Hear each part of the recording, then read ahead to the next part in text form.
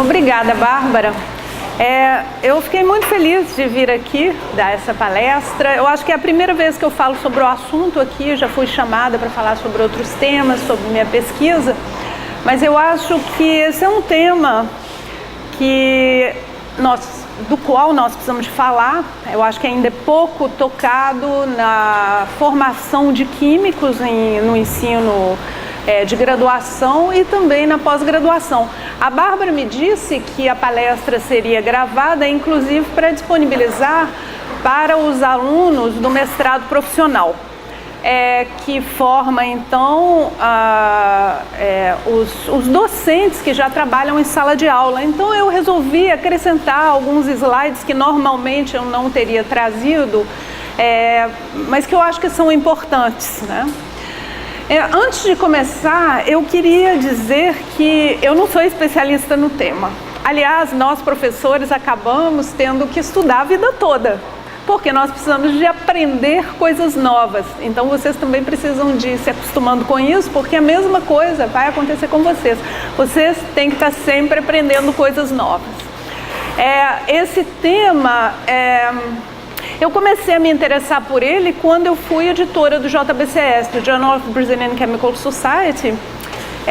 Eu fui editora durante 10 anos e numa época em que o tema estava surgindo. Então eu precisava de ler a respeito para saber como lidar com a questão, inclusive com problemas que a gente começou a encontrar, né, nos artigos submetidos para publicação nessa revista.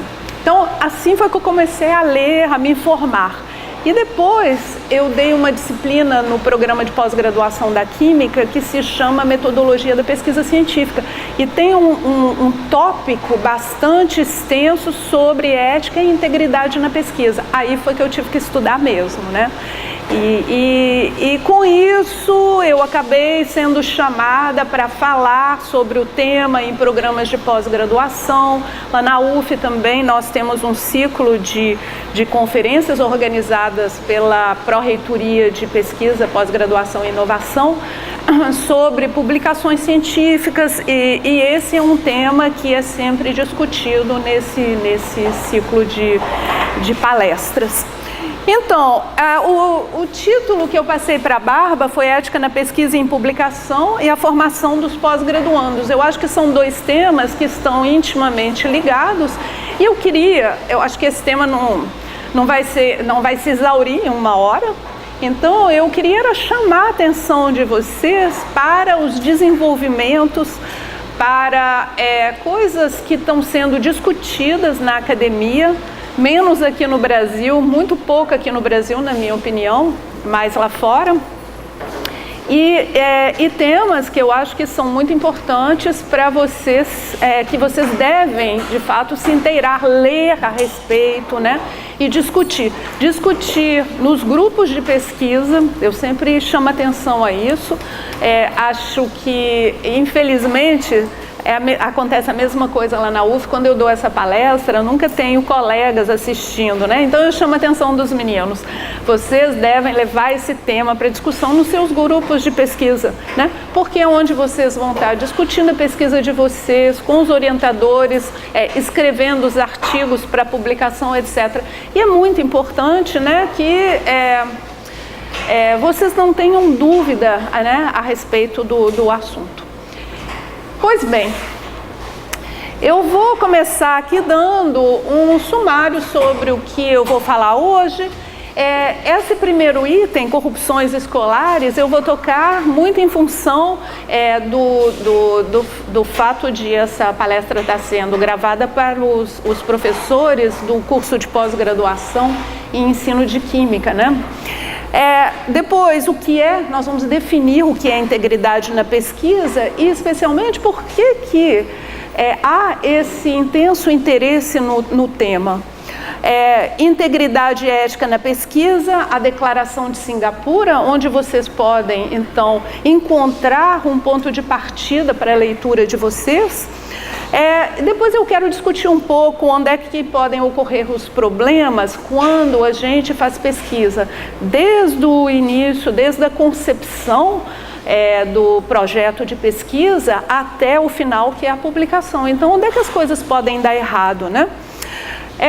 O que é retratação de artigos, então já na questão das publicações, né? Principalmente como é que os editores de periódicos científicos estão lidando com a má conduta científica, que muitas vezes pode levar, né, à retratação de artigos.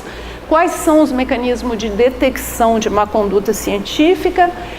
Um tema que eu acho que é crucial, que é o tema da autoria em publicações, né? Quando é que uma pessoa deve ser autor de uma publicação, autora de uma publicação?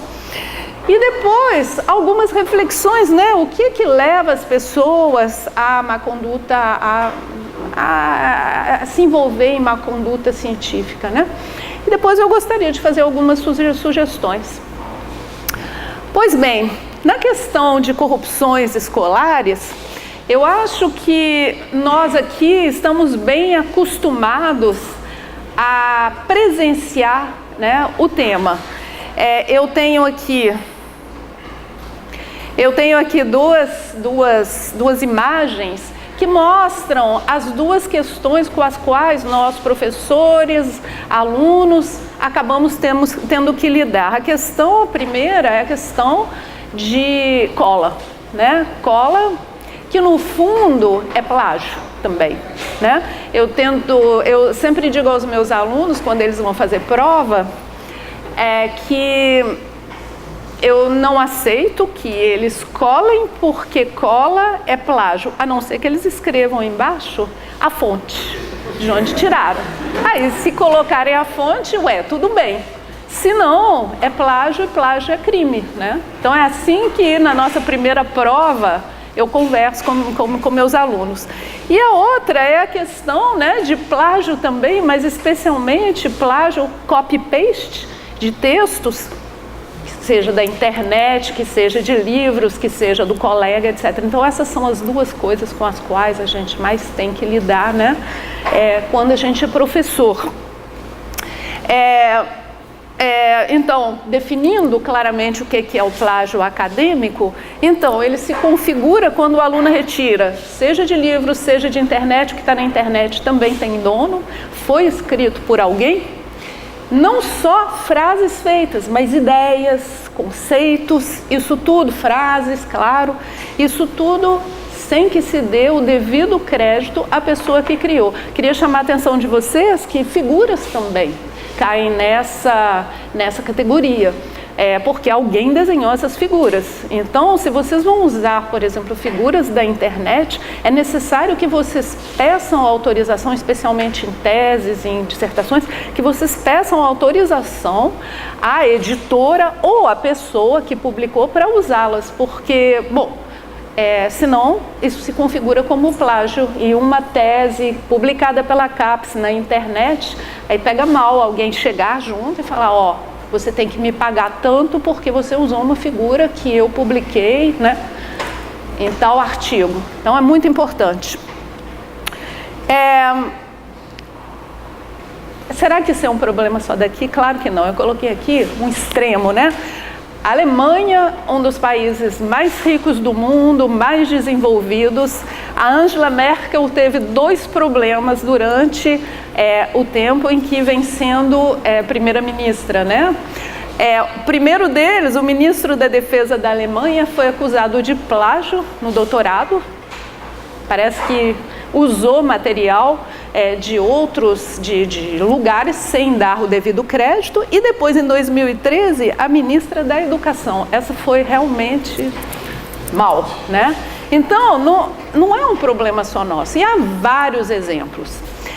Mas é uma questão que prevalece na nossa sociedade. Eu queria chamar a atenção de vocês a coluna do Antônio Góes, que foi publicada em 2015, muito interessante. Então, o título era esse: maioria dos alunos cariocas admite já ter colado e copiado trabalhos. De onde que veio isso? Então, ele lendo o blog de um aluno de doutorado na UFMG, em que tinha começado a dar aula, ele é aluno de pós-graduação em Física na UFMG, começou a dar aula E ele ficou revoltado, escreveu no blog dele que a coisa mais comum era colar nas provas, assinar a lista de presença em nome de outros. Boa parte dos alunos não estava interessado no assunto, só ia lá ler assunto se isso resultasse em pontos, em média. Ele estava revoltado. Então, o que o Antônio Góes fez? Sugeriu, ele sabia de um grupo de um grupo que fazia pesquisa em prática de pesquisa, no assunto prática de pesquisas na Unicarioca. Então, ele sugeriu que esse grupo investigasse na cidade do Rio a ocorrência desses comportamentos, né, em sala de aula. Pois bem, essa pesquisa deu origem a um trabalho que foi publicado chamado Pequenas Infrações na Sala de Aula, e que o Antônio Góes, então, descreve nessa coluna dele. Então, como é que foi feita essa pesquisa? 1.100 cariocas, grande maioria deles, estudantes de ensino médio e ensino universitário entre 16 e 30 anos. Então, perguntaram algumas coisas e eu peguei alguns pontos só para mostrar para vocês. O que chama atenção é que quase 80% dos estudantes assumiu já ter cometido infrações no ambiente acadêmico. É muita coisa, gente, 80%. Então, que tipo de infrações? Então, uma das perguntas foi: você costuma colocar o nome dos colegas na lista dos trabalhos de grupo, sem que os mesmos tenham ajudado? Por volta de 1/3, sempre coloco às vezes. Você costuma copiar textos, trabalho da internet ou de outras pessoas e entregar para avaliação do professor? 1/3, sempre às vezes. Você costuma colar nas provas? 1/3, sempre às vezes. Em sua opinião, quem é responsável por essas práticas de corrupção em sala de aula? Aí é que eu achei ótimo. Então, tá certo que por volta de 40% diz que o próprio aluno que não se interessa pelo aprendizado. Mas aí tem outras razões. O professor que não incentiva e estimula a aprendizagem, a instituição que não cria condições para a aprendizagem, o sistema educacional que precisa ser modernizado, a falta de investimento do governo na educação. Olha as causas, olha as razões para as pessoas. Quer dizer, o inferno são os outros, não sou eu, né? Eu acho que a gente tem que fazer uma reflexão. Vários de vocês provavelmente são professores no ensino médio. Se não são, provavelmente vão se tornar professores no ensino médio ou na universidade. Eu acho que essa é uma reflexão que a gente tem que fazer. E desde muito cedo chamar a atenção desses alunos, né? E trabalhar com esses alunos para que a gente não receba alunos assim na universidade. É muito complicado, né? Bom, então, tendo dito isso, eu vou entrar na definição do que é integridade na pesquisa. Na verdade, quando a gente fala em integridade na pesquisa, o que a gente quer dizer com isso? Então, essa expressão engloba uma variedade de temas que estão relacionadas na ética no fazer pesquisa. Estão relacionadas à ética no fazer pesquisa. Por exemplo, quando a gente fala em integridade na pesquisa, muitas vezes nos vem a questão, né, de pesquisa envolvendo seres humanos e animais, né, até onde a gente pode ir. Essa discussão toda que vem desde o final da Segunda Guerra Mundial, né, com o julgamento de Nuremberg, e que resultou em regras muito específicas, código de condutas específicas nessa área. Mas eu acho assim, escolha do tema, para a gente não ficar fixado ali na área biológica, escolha do tema também, quando a gente vai escolher o nosso tema de pesquisa, a gente deve pensar também nas consequências, né? E eu queria apontar aqui para vocês, chamar a atenção no artigo que saiu no Chemistry World. Eu não sei se vocês têm o hábito de olhar nessa revista, que é a revista de divulgação da Royal Chemical Society, e ela saiu em maio, esse artigo saiu em maio de 2018. Então, é um artigo sobre ética na química, em que se levanta a possibilidade de se ter código de ética específico para químico. para os químicos, para a área de química. Por quê? Porque as consequências das nossas pesquisas e investigações, dependendo de como a gente leva e dependendo do uso que a gente faz dos resultados, pode levar a questões com grandes consequências, né, contra a sociedade. Então, algumas das perguntas que são colocadas lá: você trabalharia num composto que se suspeita ser psicoativo? É uma pergunta. Você trabalharia num produto sem saber como é que ele afetaria o meio ambiente? Outro, você, na hora de escrever seu artigo ou na hora de fazer sua apresentação, pegaria somente os resultados, os melhores resultados que está selecionando? Então, são perguntas assim que eu acho que nós devemos nos fazer. Isso é um parêntese. Então, planejamento da pesquisa também. Um bom planejamento da pesquisa tem maior chance de levar a uma pesquisa de melhor qualidade, né? Dados. A gente, então, quando fala em integridade na pesquisa, já começa a pensar nos dados. Como eles são obtidos, né? Com cuidado, né? Como é que a gente maneja esses dados, né? Eliminando os piores, mantendo só os bons para fazer um bom gráfico? Como que a gente analisa os dados? Depois a gente entra ali na questão da falsificação e da fabricação de dados, que são considerados alguns dos pecados capitais, né, nessa questão de ética na pesquisa. Na publicação, a questão da autoria é uma questão importante, né? Autoria de mais, autoria de menos, fulano não está no trabalho, por quê? Por que fulano está no trabalho? A questão importante. Plágio, volta aí o plágio, né? Avaliação pelos pares. O nosso trabalho, seja na forma de uma proposta, né, um projeto de pesquisa, seja na forma do resultado final, que são os artigos, são mandados para assessores, para eles darem parecer. Isso vai levar à concessão do auxílio, no caso da proposta, ou à publicação do artigo. Então, a questão da integridade também no julgar essas propostas e julgar artigos também se coloca, né? Orientação, formação de pessoal, né? O orientador respeita, o orientador forma bem, o orientador respeita, ou há assédio de qualquer natureza, né? Também é uma questão. Relações entre academia e indústria e conflitos de interesse. Por exemplo, eu vou desenvolver uma pesquisa sobre os efeitos do fumo. E essa pesquisa é financiada pela Souza Cruz. Será que não tem um problema aí, não? Então, isso tem que ser, a gente tem que se perguntar. Propriedade intelectual também. E responsabilidade social. Quais são as consequências da minha pesquisa? Que é aquele ponto em que eu estou voltando, né? Que é a questão da responsabilidade social. Então, todos nesses temas, a questão da integridade e ética no fazer pesquisa podem se colocar. Vocês estão vendo que é bastante amplo, né? Bom, próxima questão. Por que é que existe um interesse tão grande nessa questão de integridade na pesquisa?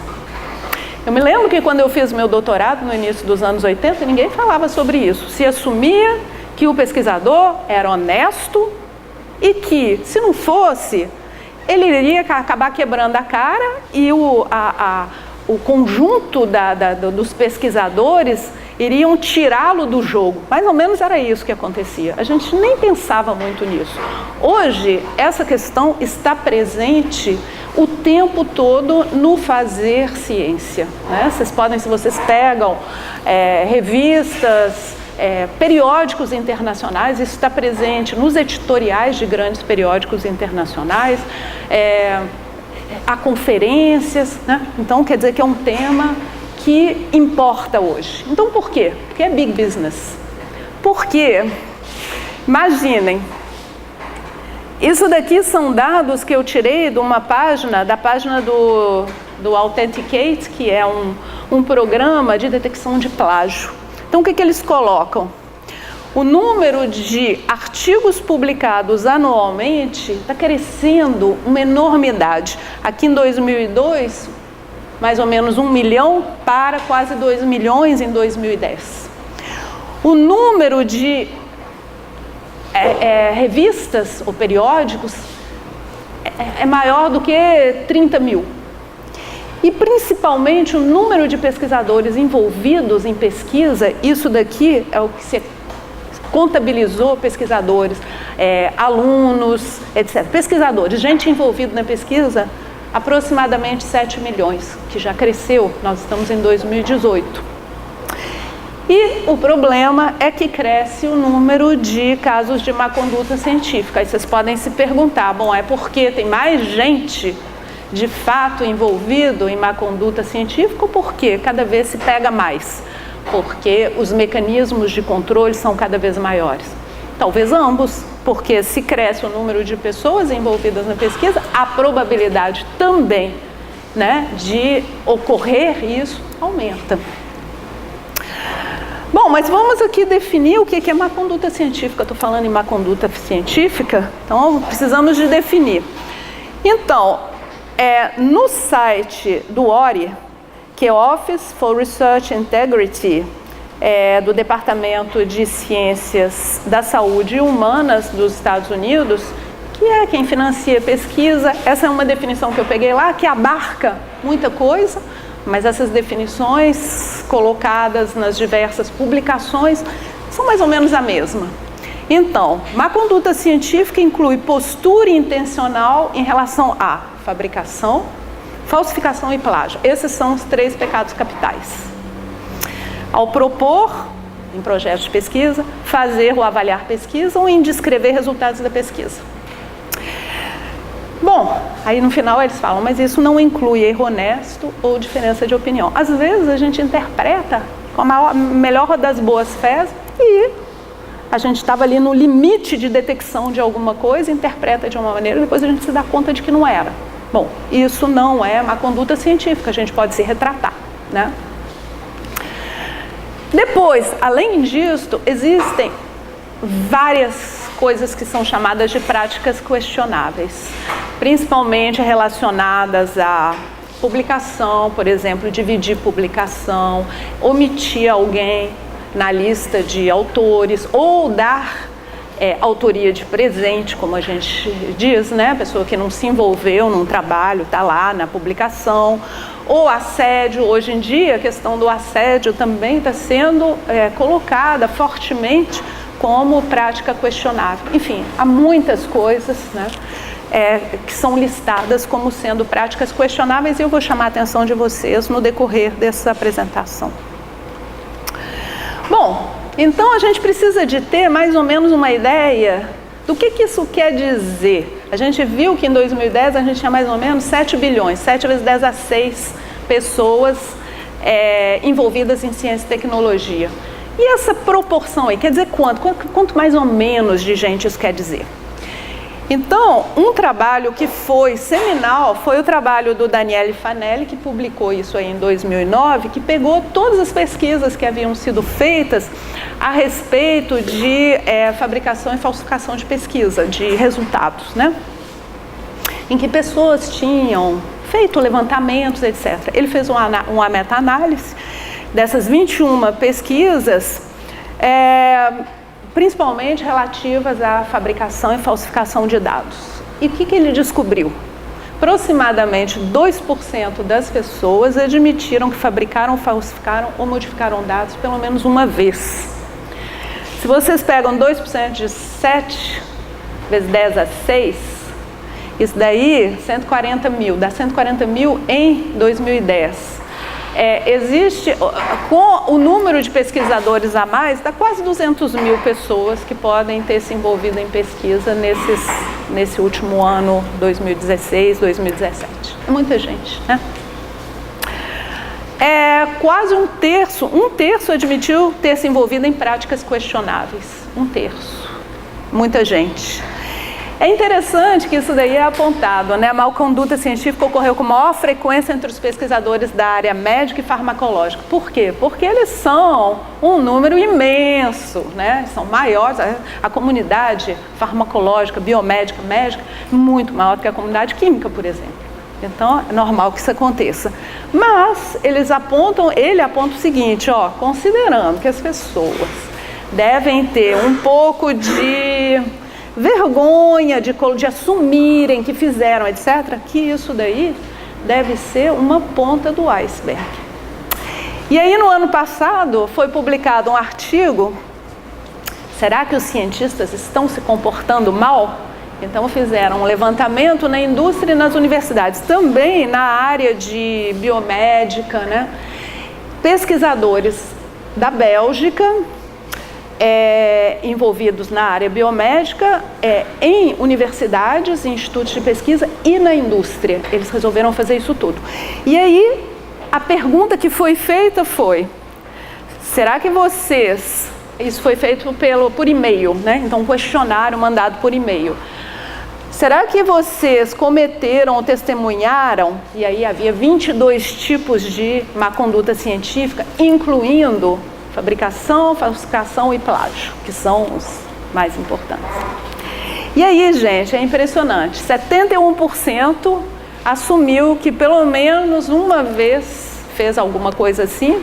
Agora, o mais interessante, que desses que 93% viram outras pessoas fazendo. De novo, né? O problema é o outro.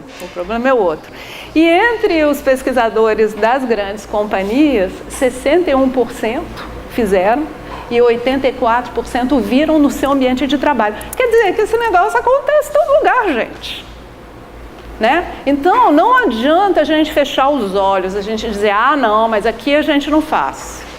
A questão é,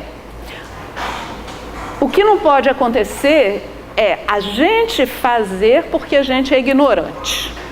Então, na universidade, a gente tem que se informar, saber como evitar, né, má conduta, o que é aceitável, o que não é quando a gente está envolvido em pesquisa, porque se forem pegos, as consequências são muito ruins, né? Desde perda de emprego, perda do título de doutorado, ninguém quer isso, né? Então, você não saber é um risco. Por isso que eu sempre acho que as pessoas têm que se informar a respeito disso. Então, tá aí.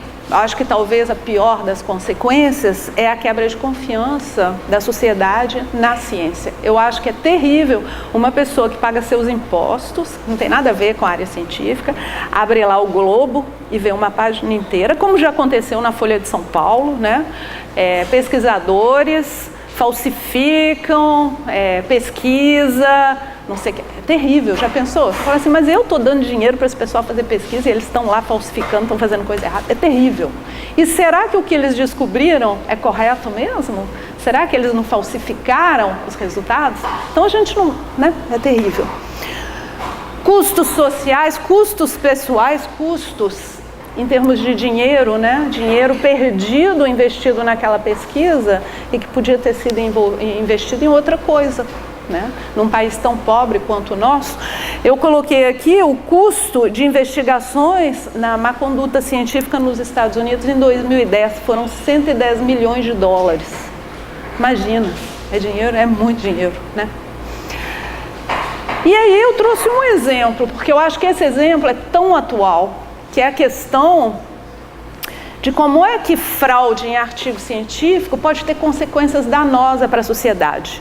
Então, o que aconteceu? Em 98, teve um pesquisador que publicou numa das revistas médicas de maior importância, que se chama The Lancet, a conexão entre vacina contra sarampo e o desenvolvimento de autismo. Vocês já devem ter ouvido falar disso.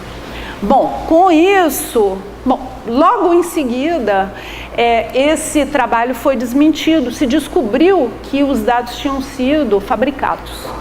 Não adiantou, né? Essa informação correu igual fogo de palha, se difundiu nos Estados Unidos e as pessoas deixaram de vacinar seus filhos. E como consequência, né, começou a haver microepidemias de sarampo nos Estados Unidos. O mais interessante é que aqui no Brasil, o que acontece? Como a gente copia tudo dos Estados Unidos, um monte de pais também resolveu que não ia vacinar seus filhos. Por quê? Por causa de medo de autismo. E aí é por isso que a gente está tendo essa epidemia de sarampo aí. Né? Então vocês veem a consequência. Isso foi um estudo com dados fabricados. É terrível, né? Então só vou dar esse exemplo aí para vocês, mas é um exemplo que deve fazer a gente pensar muito. Né? Como eu disse para vocês, essa é uma preocupação global. Quando um campo está maduro, começa a haver conferências. É sempre assim, um campo científico maduro leva conferências. E aí também, olha, a gente já está... Ano que vem vai ter a 6ª Conferência Mundial sobre Integridade na Pesquisa. A 4ª foi aqui no Brasil, no Rio de Janeiro, em 2015. Que foi, aliás, foi um sucesso. Foi aqui na Barra da Tijuca, foi um sucesso. Então, a gente tem... pesquisadores, inclusive aqui no Brasil, especialmente daqui da UFRJ, do Instituto de Biomédico?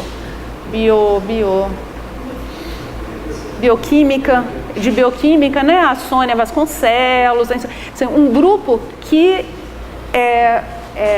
é tão reconhecido que conseguiu trazer essa conferência aqui para o Brasil em 2015. Então, a gente, academicamente, a gente tem essa preocupação. A questão é que isso eu sinto que ainda não passou para o ensino, para a formação de pessoal como deveria, né? Eu acho que a gente tinha que se preocupar um pouco mais com isso. Agora, em outubro, vai ter o 5º encontro em integridade na pesquisa, ciência e ética em publicações, que vai ser na PUC do Rio Grande do Sul. Mesma coisa, a Sônia Vasconcelos e o grupo dela que estão trabalhando nisso. Lá na PUC do Rio Grande do Sul também tem um grupo muito forte envolvido nisso. Vai ser agora em outubro, né? Então é uma questão, e esse encontro vai ser sobre formação do pós-graduando, no que diz respeito à questão da integridade. Era importante, né, que os coordenadores de pós, enfim, que o pessoal envolvido na pós-graduação participasse disso. Tá bom. Vamos aí passar para o ponto que eu disse para vocês. Onde é que a gente arruma informações sobre isso? Na 2ª conferência sobre integridade na pesquisa, foi feito um documento chamado de Declaração de Singapura sobre Integridade na Pesquisa. Esse documento foi traduzido em 14 línguas e se encontra disponível no site da conferência até hoje, em que, em regras gerais, em palavras assim acessíveis, a gente tem aquilo que essa declaração era uma declaração das pessoas que estavam lá participando e que sugeriam que quem está envolvido em pesquisa, consciência, seguisse, né? Eu não vou ler aqui a declaração toda, mas eu queria só ler o preâmbulo e os princípios, e vocês vão ver que não tem nada de muito diferente daquilo que a gente faz no dia a dia, né? Então, no preâmbulo, os valores e os benefícios provenientes da pesquisa dependem essencialmente da sua integridade. Isso a gente sabe, né? É como uma construção. Se as bases não estão bem feitas e sólidas, o edifício acaba desmoronando. Embora haja diferenças entre países e entre disciplinas na maneira pela qual a pesquisa é organizada e conduzida, há também princípios e responsabilidades profissionais comuns que são fundamentais para a integridade da mesma, onde quer que ela seja realizada. Então, isso o que se diz aí é que independe do local onde a gente está, princípios são princípios, né? A ciência é globalizada, então a nossa maneira de abordar essa questão também deve ser a mesma em qualquer lugar que a gente esteja. Então, quais são esses princípios? Honestidade em todos os aspectos da pesquisa. Responsabilização na condução da pesquisa. Eu devo me responsabilizar pela pesquisa que meu grupo e eu estamos realizando. Respeito e imparcialidade profissional no trabalho dos outros. Respeito justamente vem nessa questão de quando eu vou fazer, por exemplo, uma avaliação da pesquisa dos outros, que eu a trate com respeito, né? Boa gestão da pesquisa em benefício dos outros. Então, esses são os princípios. E aí, eu acho que todos vocês deveriam, por curiosidade, não é longo, entrar e ler essa declaração de Singapura. É um bom ponto de partida. Bom, onde é que esses problemas podem ocorrer? Então, eu separei aqui a pesquisa em 3 etapas, né? O planejamento, a realização e publicação. No planejamento, a gente pode pecar quando o planejamento é pobre, quando ele é tendencioso, quando a gente já está se planejando, tipo assim, vai acontecer isso, eu vou montar os experimentos para comprovar aquilo que eu já tenho ideia que vai acontecer. Na verdade, ciência se faz justamente montando experimentos, não sempre que comprovam, mas que desprovem, né? Porque se aquilo de fato é o que vocês pensaram, né? Vocês vão ter um peso maior. Outra coisa, a gente não fala muito nisso, porque no nosso campo a gente não precisa de aprovação de comissão de ética, né, nas instituições. Mas para o pessoal que faz pesquisa nas áreas biológicas e mesmo nas áreas humanas, é necessário que o projeto seja aprovado na comissão de ética. E a gente precisa também de administrar os conflitos, né? Então, no planejamento isso tem que ser bem pensado. Na realização, como eu já disse, fabricação de dados, falsificação de dados. E antes disso, falta de cuidado na elaboração dos experimentos, análise de dados mal feita e principalmente relato de dados incompleto. A gente tem mania de fazer isso, não é? Então, pego, 40 compostos sintetizados, caracterizados e mando avaliar para ver quais têm atividade, anticâncer. Desses 40, um foi bom. Bom, aí eu preciso de discutir, tentar encontrar correlações, etc. Tem alguns que eu não consigo correlação nenhuma. E aí? Né? Existe uma pressão para a gente publicar histórias bem contadas, fechadinhas, né?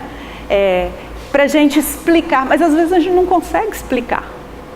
Então, para isso existe um material suplementar num paper. Todos esses compostos foram avaliados. Só esses foram os ativos. Pronto, coloquem lá os compostos. Algumas vezes a gente tem composto que, ao invés de impedir o crescimento de uma célula, até alimenta a célula e a célula vai que cresce, né? Alguma coisa esse resultado está nos dizendo. Nem que seja que o experimento foi mal feito, né?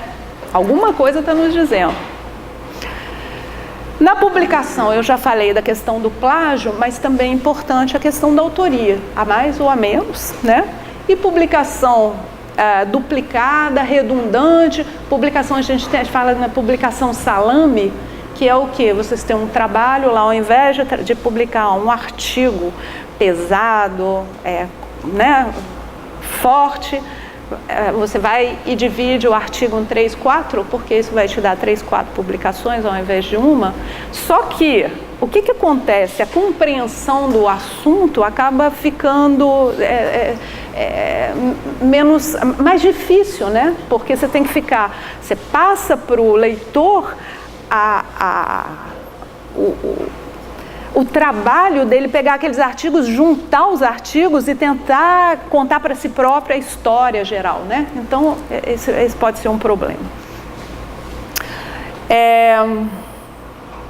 Bom, eu queria só mencionar para vocês, eu não queria entrar muito em detalhes, mas que a gente teve um caso que foi bastante sério, e eu queria mencionar para vocês por quê? Porque ele teve consequências, inclusive do ponto de vista institucional no Brasil. Esse caso aconteceu em 2011, de um pesquisador da Universidade Estadual de Campinas, do Instituto de Química, por isso que eu peguei, porque é da Química, do Instituto de Química, em que foi notado em várias publicações, na verdade foram 11 publicações, que havia ocorrido fabricação de dados. Foi um espectro de ressonância magnética nuclear no estado sólido, que em 11 publicações ele foi montado. A linha base era sempre a mesma, e aí o espectro foi montado lá, e um especialista português em ressonância magnética nuclear no estado sólido notou isso, né? Chegou junto dos editores, falou, ó, a linha base é a mesma. Aí foi feita toda uma investigação e foi comprovado que, de fato, o espectro tinha sido fabricado. Pois bem, mas antes de chegar nisso, os editores pediram o feed, todo mundo sabe o que é feed, né? Então, são os dados crus, né, do RMN. Claro que não havia feed, enfim, teve toda uma sequência de investigação. Isso é bom a gente mencionar, que vocês devem guardar os dados, né? Vocês têm dados de espectro, etc. Vocês devem guardar, não é só o espectro, não, é o feed dos espectros, né? Durante um certo tempo, vocês, os orientadores, devem guardar, porque a gente não sabe, de repente alguém chega e fala assim, ó, me prova que isso daqui, de fato, é esse composto, me dê seus dados, né, sobre esse composto, a gente não sabe. Bom, o que aconteceu aí? Esse professor era membro até do CA do CNPq, do Comitê Assessor do CNPq na época. E foi assim um estardalhaço, foi uma situação bem ruim. E aí o CNPq resolveu criar uma comissão de ética na pesquisa no CNPq. Criaram regras, criaram isso assim, mas eu não vi nada sair do lugar desde então, nada. O que aconteceu foi que parece que não foi ele, foi um pós-doc, na verdade ficou comprovado que foi um pós-doc que depois arrumou emprego na Universidade Federal do Mato Grosso e em 2014 ele acabou sendo mandado embora. Ele só não perdeu o título dele de doutor porque a fraude foi feita quando ele era um pós-doc, porque senão ele teria perdido também o título, né? Então, esse é um caso de uma história que tem início, meio e fim. Então, né, teve a investigação e houve a punição também, né? Foi amplamente divulgada. Eu acho assim que a gente deve saber. E eu acho que as universidades, na minha opinião, as universidades deveriam estar mais cientes dessas coisas e ter mecanismos justamente para esclarecer seus alunos. Eu não acho assim, punir, etc., é a última coisa. Muito mais importante é educar e esclarecer para que não aconteça, né? Essa que é a questão. Bom, como é que eu falei para vocês que os 11 trabalhos onde isso foi descoberto, esses trabalhos, eu não falei, foram, a gente diz, retratados ou retirados de publicação. É bem feio, porque nas revistas da Elsevier tem uma tarja vermelha assim, escrito retracted. Bem horrível. Então, como é que os editores decidem quando uma contribuição, um trabalho tem que ser retratado? Então, se a contribuição não é original, se há fraude, falsificação de dados, é isso que acontece. Bom, foi criado um comitê de ética em publicação que se chama COPE, e é bem bacana porque e eu me lembro de ter descoberto isso quando eu era editora do JBCS, eles têm muito material no site e inclusive fluxogramas. Então o editor que recebe um artigo, não sei o quê, aí o que o pessoal chama de whistleblowing, que é apito, né? Algum assessor apita, ou algum leitor apita, diz, ó, tem um problema nesse artigo. O que o editor deve fazer? A gente, quando é editor, reza para isso não acontecer, mas se acontece, Então, vocês têm lá o fluxograma que deve ser seguido para que a pessoa que está sendo acusada, inclusive, tenha maneiras de se defender. Ninguém vai chegar a acusar sem prova, etc. Então, tem todo um procedimento, né, que facilita a vida dos editores. Bom, até 2011, as causas de retratação de artigos normalmente eram desconhecidas. De repente, aparecia lá o artigo com uma tarja retracted, vermelha, e a gente não sabia muito bem. Os editores não queriam falar, porque não era cultura, né, contar o que tinha acontecido e tudo. E esse é um problema, porque se as pessoas não sabiam, muitas vezes continuavam a citar esses artigos que haviam sido retratados, né? Se você não sabe o que aconteceu, continua citando. Por exemplo, foi feito um levantamento com artigos que foram publicados entre 95 e 2004 e que estavam na PubMed. Mais de 5 milhões. Desses, é pouca coisa, 328 tinham sido retratados. Pois bem, qual foi a conclusão a qual eles chegaram? Que aqueles que eram muito citados, depois de retratados, continuavam sendo muito citados. Basicamente é isso. Isso não pode acontecer, né? Então, esse pessoal, que são o Adam Marcus e Ivan Oransky, um é médico, o outro trabalha com editoria, resolveram criar esse site que se chama Retraction Watch, que é um site bem legal, porque você pode saber de tudo que está acontecendo na área de retratação de artigos. Então, se vocês querem saber Brasil, bate aqui, ó, Brasil com Z, aí vocês vão descobrir tudo o que aconteceu no Brasil com respeito a essa questão de retratação. Chemistry, bota lá, Chemistry, vocês vão saber tudo que foi descoberto e tudo na área de química com problemas, etc. Então, isso ajuda. E mais, o que eles fazem? Eles contam a história, eles põem as razões que levaram à retratação. Isso é importante porque é educativo, né? Então, esse é um meio, se vocês jogarem lá Retraction Watch no Google, vocês vão descobrir esse site e vale a pena vocês entrarem nesse site para vocês verem. Teve uma pessoa, quando eu dei essa palestra, que falou assim, poxa, eu gosto de ler Ola, e a senhora gosta de... porque faz tipo fofoca, né? Eu gosto de ler Ola, e a senhora gosta de ler Retraction Watch. Fofoca, eu falei, bom, não sei se eu chamo de fofoca, é informação, né? Bom, então a gente falou de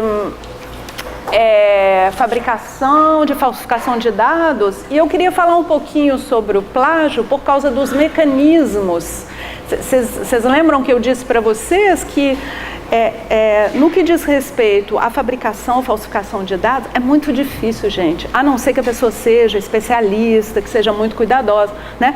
É difícil. A gente, como assessor de um artigo, não sai com a premissa de que a pessoa fabricou dados. Ninguém faz isso. Você vai ler com respeito o artigo e tudo. E a gente não tem informação para ficar descobrindo, né? Então, são os especialistas que depois leem os artigos ou que estão dando parecer, que são muito bons naquilo, que vão descobrir. Todas essas grandes revistas usam programas de detecção de plágio. Como é que isso funciona? Então, esse daí é um deles, a Authenticator foi o primeiro, que é vendido, que é muito, parece que é muito competente. Mas como é que ele funciona? Então, primeiro, eles fizeram uma base de dados com tudo que já havia sido publicado, muita coisa que já havia sido publicada, 240 editores, com tudo que foi publicado, artigos, livros, tudo, em inglês, né?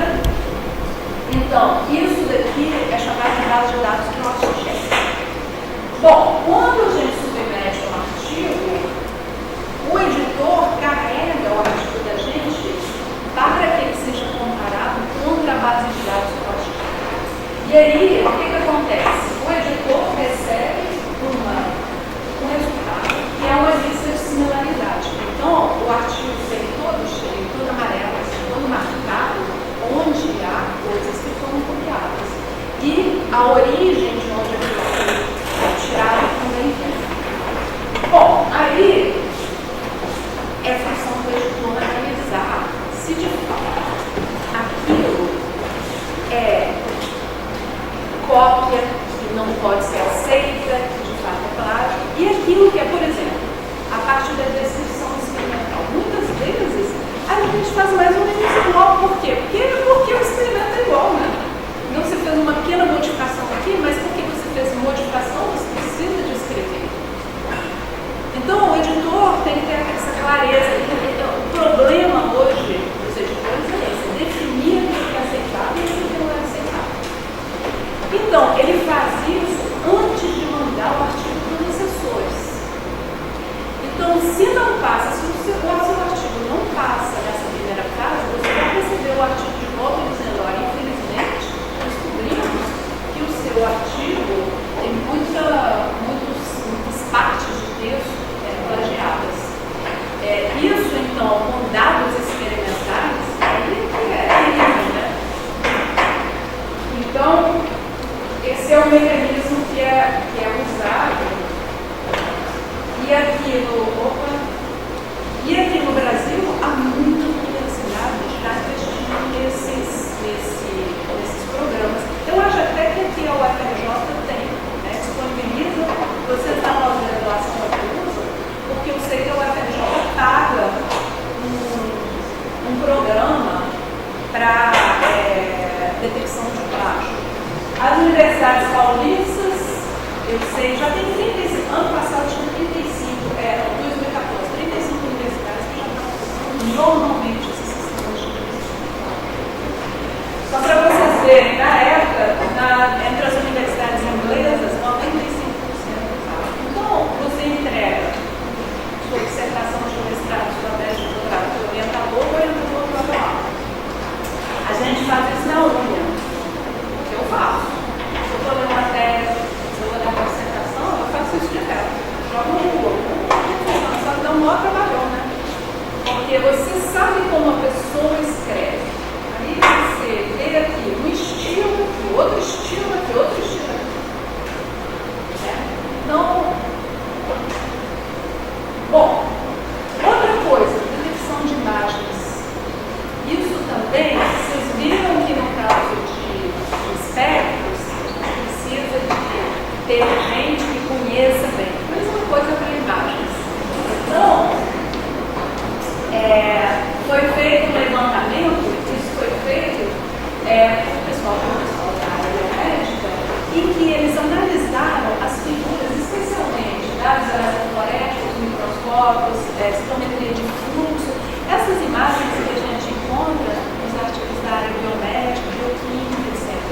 E aí descobriram que havia um número muito grande de artigos que tinham problemas nas imagens. Em cada 25 trabalhos publicados contém imagens duplicadas e inapropriadas. Até que um problema com imagem era de um grupo daqui da UFRJ e foi plagiada a imagem daquele trabalho, foi copiada num artigo do pessoal do interior de São Paulo, por exemplo, na Feira de São Paulo. Né? Porque a pessoa simplesmente copiou a imagem e colocou no seu artigo e publicou. Aí o que se notou é que porque os programas de manipulação de imagem se desenvolveram muito nos últimos anos, então o número de imagens mexidas aumentou também. Então a pergunta é, o que é aceitável e o que não é aceitável? Né? Porque a gente acaba tentando melhorar a imagem para a publicação e tudo, mas o que é aceitável? Primeiro, quando a gente produz, tem uma imagem de microscópio, a gente deve guardar a original sempre. Seja imagem de microscópio, seja qualquer uma das, guarda a original. Você vai querer aumentar o contraste? Aumenta o contraste aqui. Sempre guarda a original. É sempre assim, né? Há um site, aliás, deixa eu mostrar aqui. Eu queria falar para vocês que, vamos voltar aqui, a prevalência de imagens duplicadas inapropriadas acaba aparecendo mais em revistas cujo fator de impacto é mais baixo, então é inversamente proporcional. Tem uma revista que não contém, praticamente não contém, que é essa Journal of Cell Biology, porque um dos editores, que é esse Rosner, Mike Rosner, ele se especializou, porque ele fala assim, na minha revista ninguém vai publicar imagem mexida, errada e tudo, então ele se especializou em encontrar imagens assim. E aí a revista dele é a que menos tem imagens mexidas. E mais, ele quando saiu da editoria, ele foi e montou uma firma e ele vende serviços para outras revistas, para pessoas. E o site dessa firma é maravilhoso. Se vocês querem informações de como, o que é aceitável em termos de mexer em imagens, já está tudo lá. Tem passo a passo, o que é aceitável, o que não é aceitável. Então, é também um trabalho muito bacana para a comunidade, né? Porque muita gente mexe porque não sabe até onde pode ir, né? Outro mecanismo de controle, detecção de fraude através de análise de texto. É interessante porque a conclusão a qual se chegou é que as publicações que foram retratadas, em que comprovadamente houve, seja fraude, seja qualquer coisa, qualquer fraude, o que acontece? O texto é diferente. Então, as pessoas, essa eu achei ótima essa. O texto é muito mais, o que eles falam, contém muito mais ofuscação linguística. O que quer dizer? Você escreve de uma maneira bem enrolada, de modo que as pessoas não consigam se dar conta de que de fato houve fraude. Então, vocês imaginam a que ponto o pessoal está chegando para detectar fraude. Né? É impressionante. Pois bem, e no Brasil? Como é que nós estamos, né? Tem 2 artigos que eu sugiro, cuja leitura eu sugiro para vocês, de pesquisadores brasileiros. Esse primeiro artigo, que foi publicado no Journal of Scientific Research and Reports, é de Sônia Vieira, e ela é bastante dura. Ela fala assim, ela descreve os casos de fraude científica no Brasil, esse artigo é de 2015, e conta, né, da criação lá da comissão do CNPq, Comissão de Integridade na Pesquisa do CNPq, e coloca a expectativa dela de que haja mais investigação, mais punição nos casos. Mas ela coloca, que eu não quis nem pôr aqui um parágrafo, que ela diz, olha, os cientistas, terrível, num artigo de circulação internacional, os cientistas brasileiros se acham, muitos dos cientistas brasileiros se acham acima da lei, assim como os políticos se acham acima da lei e acabam cometendo fraudes porque têm a certeza da impunidade. Isso é terrível, não é não? Mas essa certeza da impunidade, no fundo, é o que fomenta, né, os nossos problemas, vamos colocar assim. O outro artigo também, que foi publicado no Bioethical Inquiry, é dessas 2 pesquisadoras, e eu acho que elas vão um pouco além, porque elas se perguntam o porquê, né? O que leva as pessoas a fraudar as más práticas científicas. Então, uma das coisas. Então, pressão sobre os pesquisadores e estudantes para aumentar a sua produção científica, essa é uma das razões invocadas. Existência de instituições para controlar aspectos, inexistência de instituições para controlar aspectos éticos e de segurança em pesquisa em humanos, existência mais ausência de instituições para investigar casos de suspeita de má conduta. E a falta de políticas claras no controle para lidar com a desonestidade científica. Essas são as razões apontadas. Eu acho que as pressões, principalmente porque a gente sabe que você vai ganhar uma bolsa, você vai ganhar um projeto de pesquisa, você vai ser promovido se você tem publicações de qualidade, né? E muitas vezes as pessoas acabam tomando risco, né? Porque é um risco, mas acabam indo nessa direção, né? Eu queria, para terminar, só levantar alguns pontos a respeito de autoria, porque essa é uma questão que, embora não seja um dos pecados capitais, né, considerado um dos pecados capitais, mas problemas na autoria podem ter consequências muito sérias na vida de pessoas. Então, eu acho que é importante, né, para a gente garantir a qualidade da publicação científica. Então, quais são os problemas que podem acontecer, né? Inclusão de nomes de pesquisadores que pouco ou nada contribuíram, são incluídos por quê? Por razões políticas, por fraude, por coisa assim, né? Como é que o editor se dá conta disso? É difícil, porque tem muitas pesquisas em colaboração, a gente tem lista extensa de autores, né? Cada vez mais. Então fica complicado. Então, o que é que se faz, que se indica? É que em várias revistas se pede que cada autor defina claramente o que ele fez, né? Isso é uma coisa.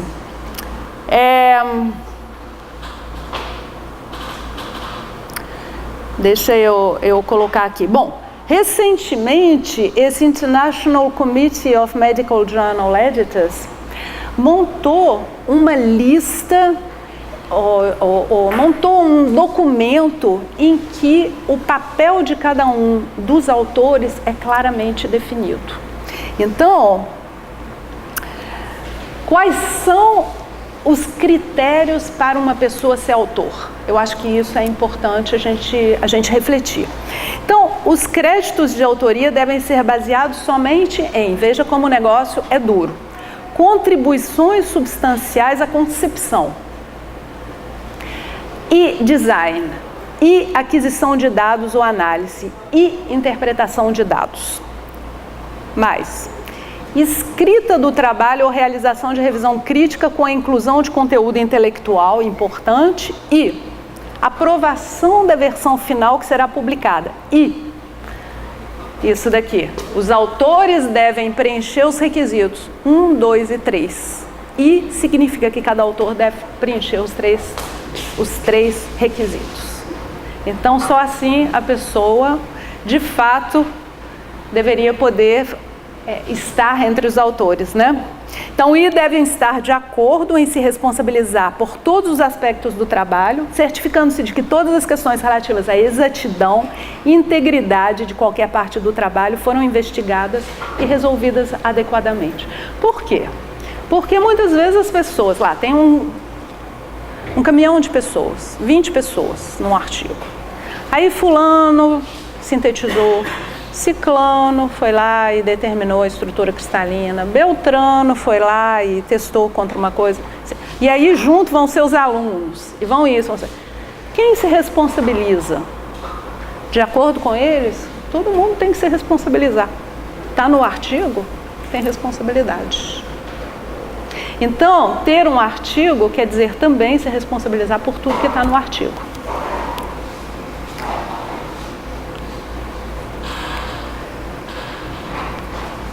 E aqui eu queria fazer umas sugestões, né? Como é que a gente pode conseguir isso?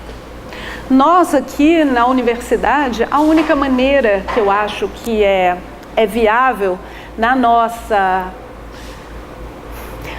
no nosso padrão de universidade, vamos dizer assim, a gente não é muito fã de apontar o dedo, nós não somos que nem os anglo-saxões. O pessoal, quando vê, vai lá, inclusive nas universidades americanas, existe a figura da pessoa que é integrity, chama-se integrity officer. Toda universidade tem um integrity officer. Qualquer problema que aconteça, você vai lá conversar com o Integrity Officer. Se você vê uma pessoa fazendo qualquer coisa, ou se você é acusado, a primeira coisa é que você vai conversar com o Integrity Officer. A gente não tem isso aqui. Então, o que eu acho? Nós precisamos de educar para que aconteça pouco. Tá certo? A gente precisa de educar. Educar os jovens, os pesquisadores, e educar quer dizer educar desde lá de baixo, né? Desde o ensino médio, desde o ensino fundamental, ensino médio, graduação, na pós. Eu acho assim, do ponto de vista moral e ético, a gente não muda ninguém na graduação, eu acho. A pessoa pode ser ignorante, e aí você pode conversar, mostrar, sensibilizar, mas do ponto de vista ético, a pessoa já é o que é. Concordam comigo? A gente não vai transformar, mas a gente pode chamar atenção, a gente pode mostrar, a gente pode... É isso, né? E principalmente eu acho que no nível institucional isso falta, a gente deveria fomentar mais esse debate sobre a má conduta científica. Então, orientadores, alunos, diretores de unidades, né? A gente deveria fomentar. Por quê? Porque se acontece, quando acontece, a universidade sofre com isso, né? É ruim para a universidade. Bom, aí, gente, vem a parte legal. Tem muito material na internet. E um dos materiais que eu acho mais bacana é o que está no ORI, no site do ORI. Tem um filme em que vocês podem tomar parte, vocês podem ser. Então, nesse filme aí tem o orientador, a aluna de iniciação, aquela dali é a Integrity Officer e o pós-doc. Aquela menina foi aluna de iniciação, mas é de doutorado. E aí existe um problemas relacionados com falsificação de dados, fabricação de dados. E aí? Então o filme passa um pedacinho, aí ele para e pergunta, não, se você está fazendo o papel da aluna de doutorado, por exemplo, e aí, o que você faria nessa situação? Aí vai mais um pouquinho, e agora? O que você faria? Você acha que ela fez bem? E assim a gente vai. Se vocês erram, chega no final e fala assim, mas nesse ponto aqui, você fez errado. Você não deveria ter feito isso. Recomece. É muito legal. Eu já fui o orientador, já fui a Integrity Officer, não sei o quê. Eu acho muito bacana. E é assim que a gente se treina. Por quê? Se a gente não se coloca numa situação dessa e não pensa antes, na hora que a coisa acontece, a gente não está treinado para pensar. Essa que é a questão. Por isso que a discussão, né? Levantar essa discussão. Ó, gente, nós estamos aqui escrevendo um paper. Quem é que vai entrar nesse trabalho? Você acha que você merece entrar nesse trabalho aqui? O que foi que você fez? Essas discussões têm que ser levantadas. O que foi que você fez? Fulano, você acha que ele merece entrar no trabalho? Por quê? Existem maneiras de agradecer pessoas ao final com agradecimento. Ah, essa minha aluna de iniciação obteve um espectro ultravioleta visível desse composto e desse. Será que ela merece entrar nesse paper? Não, eu posso agradecê-la ao final. Então, gente, essas coisas nós precisamos de discutir, né?